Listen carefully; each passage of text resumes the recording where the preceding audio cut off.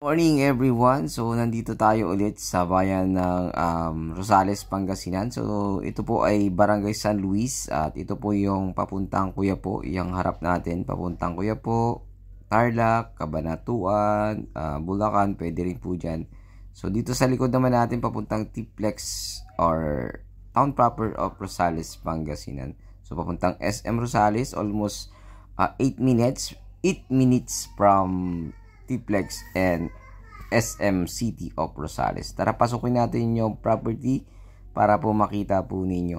So ito po ay may mango farm at the same time meron siyang rice land, meron din po siyang fish pond. So ayun, maganda po itong property na ito na gawing resort.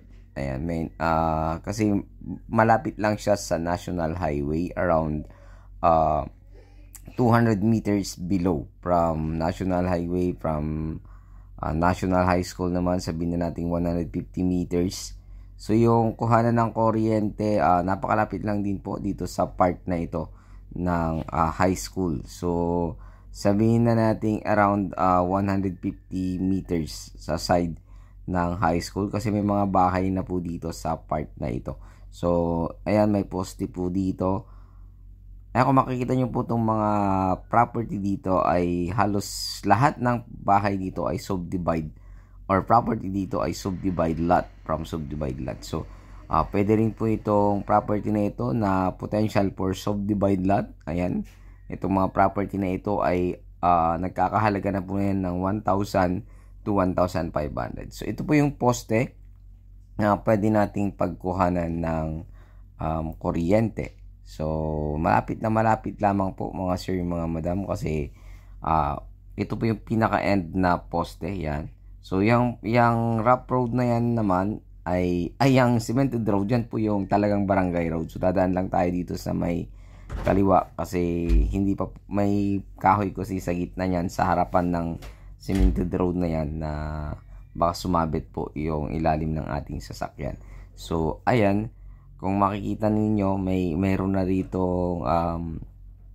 nagpapagawa ng bahay. Dito naman sa part na to, ayan, yan po yung end ng National High School. Ayan po yung boundary ng National High School. Tapos yan, meron po siyang cell site. Diyan po nag-end yung poste ng kuryente.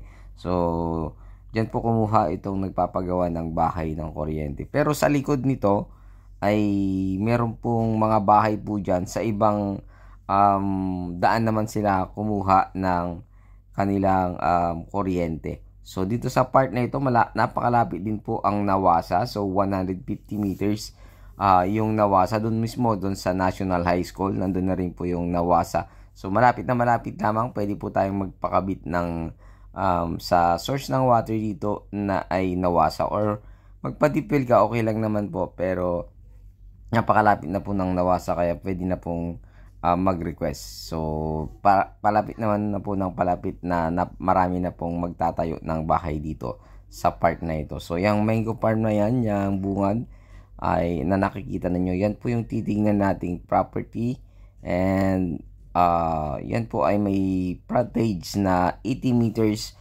frontage mahigit.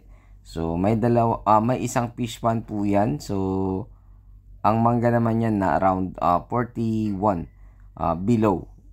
41 pieces below. Meron kasing hindi native na nakahalo. Isa lang po ata yun. Tapos native na po lahat. So, dito sa part na ito, may ano po ito.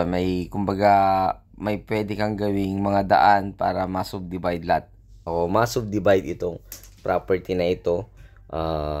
Talagang pwede rin po siya kasi dito sa mga malapit sa kanya ay na-subdivide na po. So ito yung part ng property at magka-park na tayo, tapos titignan natin yung property. So ngayon, ito na po yung property mga sir, mga madam. So makikita nyo po yan, yung right of way na yan ay binili po ng lupa sa likod noong hindi pa ito, nung yung pinaka-old na seller po natin, yung nagbenta dito ngayon sa seller po natin, ay binenta po niya yan. So ano yan, yung part na yan gagastusan naman po ng nakabili, so wala pong problema. So papa-approve lang yung plano, at the same time Kaya maganda po itong gawing so divide, gagawa na lang ng daan dito sa tabi niya para hindi siya, para pag ganun tapos papasok ng pag ganun yung property, pag ganun po siya sa likod. Ayan. So, napakaganda po nito ay gawing resort. At the same time, pwede kang magtayo dito ng mga event or event center para paupahan, ganun. Kasi may mountain view po ito eh.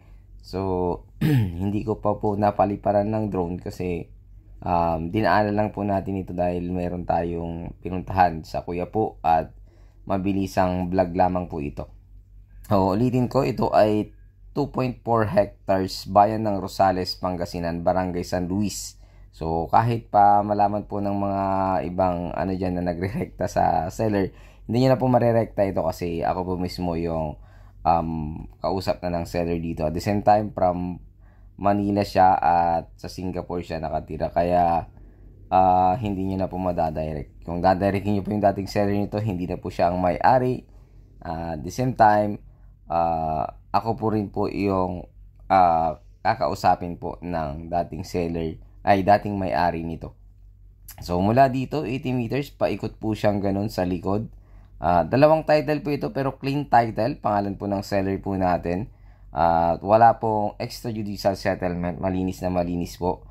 At ito po ay kumbaga bibilhin mo na lang at ita-transfer sa pangalan. Pag nabayaran lahat ng kailangang bayaran, pwede na pong i-transfer ng ano po. So malinis po ang title nito mga sir, mga madam. So ayun, tingnan natin yung loob para po makita po ninyo. So, dito po yung part dito sa gitna. Ito po yung gitna ng property. Kung makikita nyo, ay umagang-umaga kasi ito mga around, ano to, ay, umaga, tanghaling tapat po tayo nandito. So, yan, green na green po yung kanyang rice land. Ayan. So, pasensya na, medyo mabilis yung pag-ikot ng ating camera. Hindi, medyo nadadala ako minsan dun sa pagturo-turo. Ayan. So, ito pong mga BB dyan or pato ay hindi po pag-aari ng seller. Ano lang po yung, kumbaga kapitbahay. Kumbaga naglagay siya kasi may tubig po yung fish pan. Ayan po yung fish pan. Napakaluwang po. Pwede rin po yung, gawing residential farmland kasi meron ka ng rice land. Ayan yung rice land. Pwede rin dyan mga kabahayan dyan kasi flood free area po ito. So, may daan po dyan, papasok dun sa likod. May space pa kasi sa likod ng fish pan. So, itong part na ito ay palabas tayo dun sa mismong dulo ng barangay road para parang iikot po tayo para makita nyo po mismo yung saktong boundary ng barangay road nito. So, rough road pa lang ngayon pero for sure naman, masisemento yan kasi nasemento na po dun sa baba niya. So, sa mga marami na pong dumadaan dito, ito yung sinasabi ko na isang butas na binenta po nila yun yung lupa, yung mismong may-ari noon. Yun ang kwento niya. At the same time, mali po yung ginawa ng nagbako, kundi pinalalim niya. So, dapat sana kunti lang daw yung kukunin, pero napakarami po yung nakuha. So, dito po yung part ng property, yung pinakadulo. So, dito na yung pinaka-end ng kanyang frontage dito sa aking kinatatayuan. Yung mga manggaryang kasali po yan. So, ililipat na lang yung bakod. So, nasukat na kasi ito kaya alam na po ng ating seller kung saan po yung boundary, hindi lang pa po na ililipat yung bakod. So, dyan sa part na yan, ayan yung fish pond. So, napakalapad po ng frontage ito na maganda talagang gawing residential area. So, ayun. Muli ito ay bayan ng Rosales, Pangasinan. Sukat 2.4 hectares. Pagbuo ay 300 per square meter po ito. At kung gusto nyo mag-cut, pag-usapan po natin, iba po yung presyo niya ayon sa ating seller. So, ayun muli. Bayan ng Rosales, Barangay San Luis, Rosales, Pangasinan. At from Tiplex ito, around 8 minutes below 8 minutes lang, nasa Tiplex ka na. From SM naman, ganun, halos 10 minutes nasa SM Rosales ka na. So, from Town Proper, ganun din po. Halos ganun din po ang kalayo nito. So, ayun, from Manila is 2 hours mahigit. 2 hours mahigit, more or less. So, ayun muli, maraming salamat. Ito po ang inyong lingkod, Agent Joel. Please don't forget to like and share and subscribe sa aking munting channel mo, Chan Joel Lat Vlog. And pakiclick na rin po ang notification bell at para maging updated po kayo sa susunod kong mga video. Ayun muli, ito po ang inyong lingkod, Agent Joel. God bless you all.